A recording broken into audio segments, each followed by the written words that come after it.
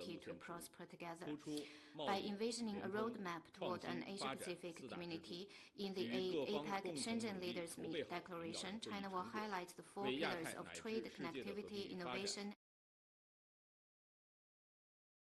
APEC senior officials in Shanghai reviewed progress, gathered early outcomes, and prepared deliverables aimed at boosting trade, connectivity, and innovation. The second APEC Senior Officials Meeting and the related meetings SOM2 were held in Shanghai from May the 11th to 19th. Deputy Foreign Minister Ma Zhaoxu attended and addressed the opening session of the Senior Officials Meeting. SOM2 builds on past progress by taking stock of APEC cooperation in the first half of this year and gathering early harvests, and aims for new achievements by preparing and collecting outcomes for the leaders' meeting in November. Close to 40 meetings and activities were held, covering trade and investment, economic and technological cooperation, women, telecommunication, food security, and other areas. More than 1,000 representatives from member economies, the APEC Secretariat, APEC observers, and the APEC Business Advisory Council participated in the meetings. They spoke highly of the positive progress of APEC cooperation since China took on the host, and reaffirmed their continued support for China in hosting the APEC meetings and their readiness to jointly work for fruitful outcomes in the APEC-China year. The Asia-Pacific region has overcome external challenges and maintained the momentum of growth, serving as an increasingly important impetus for global growth. The vigor of APEC, the most important mechanism for economic cooperation in the Asia-Pacific, has been unleashed. China will follow the development trend of our times, listen to the calls of member economies, and focus on the theme of the 2026 APEC, building an Asia-Pacific community to prosper together.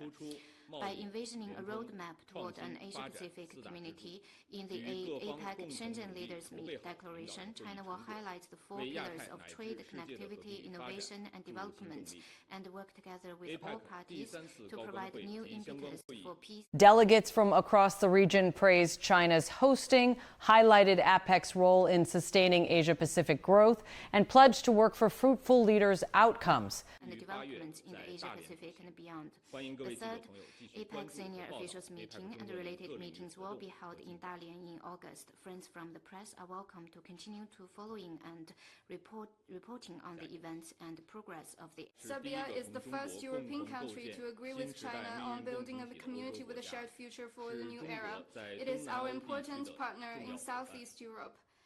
Under the strategic guidance of leaders of the two countries, China-Serbia relations have been moving forward on a high level in recent years, and the two sides have firmly supported each other's core interests and major concerns, cemented political mutual trust, achieved fruitful cooperation, maintained close coordination on multilateral affairs, and enjoyed booming people-to-people exchanges. President Aleksandar Vučić and President Xi Jinping maintained close interactions. This will be his first state visit to China. During the visit, President Xi Jinping and Premier Li Qiang will meet with him respectively to exchange views on bilateral relations and international and regional issues of mutual interest.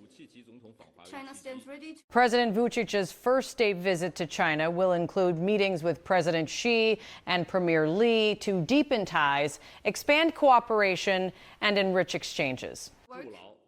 With Serbia to build on the momentum of a visit, to consolidate our ironclad friendship, expand mutually beneficial cooperation, enrich people-to-people and cultural exchanges, strengthen coordination on multilateral affairs, and strive for more tangible outcomes in building our community with a shared future for the new era to deliver for both peoples. Next comment. China and the Czech Republic enjoys profound traditional friendship. Mutual respect, treating each other as equals and mutual benefit is an important principle in our relations. It serves the fundamental interests of the two countries and the common aspiration of our two peoples to keep the bilateral relations stable and healthy. Since Prime Minister Babiš took office, he has called for the improvement of China-Czech Republic relations on many occasions and reaffirmed Czech government's commitment to the One China policy.